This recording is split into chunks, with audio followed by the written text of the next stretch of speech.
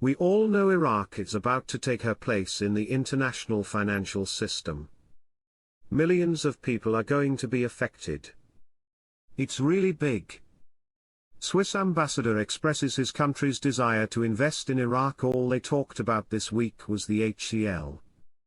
As you know, the HCL cannot be with a program rate. It has to be with the new exchange rate. I've always said to you, Emo, the moment you see the HCL, nanoseconds later you'll see the new exchange rate. You're about to see the HCL because they're telling you this.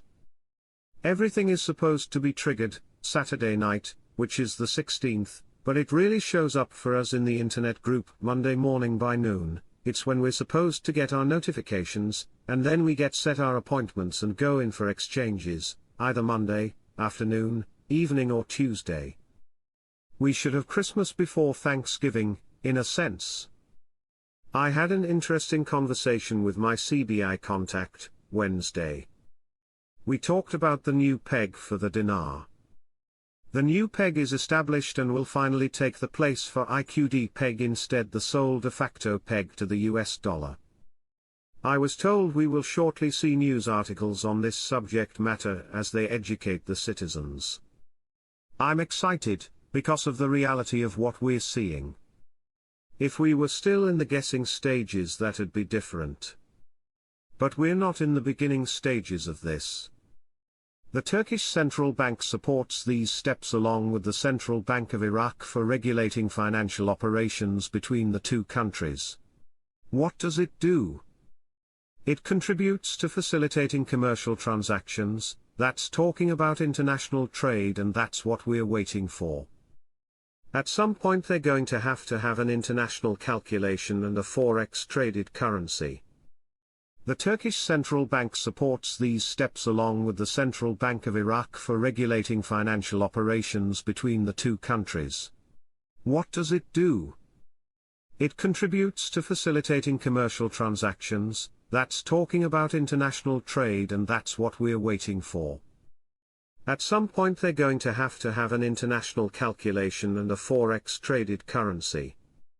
Al-Mandalowi discusses with the United Nations Special Envoy for Iraq support for stability and reform in the country. The UN is there and saying that Iraq has made tremendous progress. Keep going. This is an important piece. When they change their value, the world knows they are sovereign and stable. Iraq has made huge progress in reforming their country, especially the banking system. It's moving along really well. The economy is staring to grow. There's a lot of projects they are in the middle of working, and a lot more to come. When that development road project is up and the railroad right next to it, you're going to see a pretty big boom in Iraq happen quickly. Iraq is going through growing pains. They're still going to struggle. They're going to make a lot of mistakes, but they are poised right now for the future. They're not going to allow any more corruption.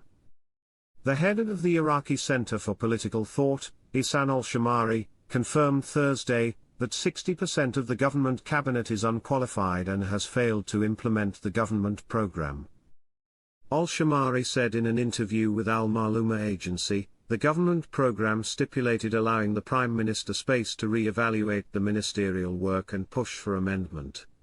He added that al-Sudani spoke about the subject of the ministerial amendment a year after forming his government, but the political forces refused to carry it out at that time, indicating that the refusal is linked to political calculations, given that the parties forming the government will find that the amendment process is targeting them.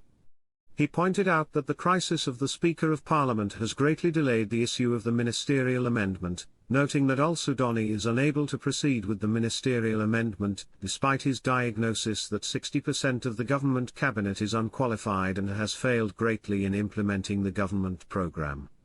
He pointed out that there are ministries that were unable to provide an executive performance that differs from the nature of previous governments, adding that the political forces will find that the current attempt at amendment is part of a maneuver by al-Sudani so that he does not bear responsibility for the failure of his government.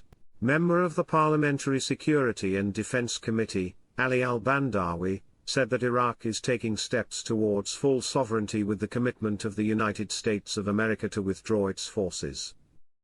Al-Bandawi told Euphrates News that, regarding the agreement between Iraq and America on the withdrawal of international coalition forces from Iraq, the agreement was made between Iraq and America, and the Iraqi government is committed to this agreement, and a series of dialogues and meetings were held. He pointed out that the United States and the new American president are supposed to complete the agreements, especially since there is a need to go in the economic direction instead of the military or war direction.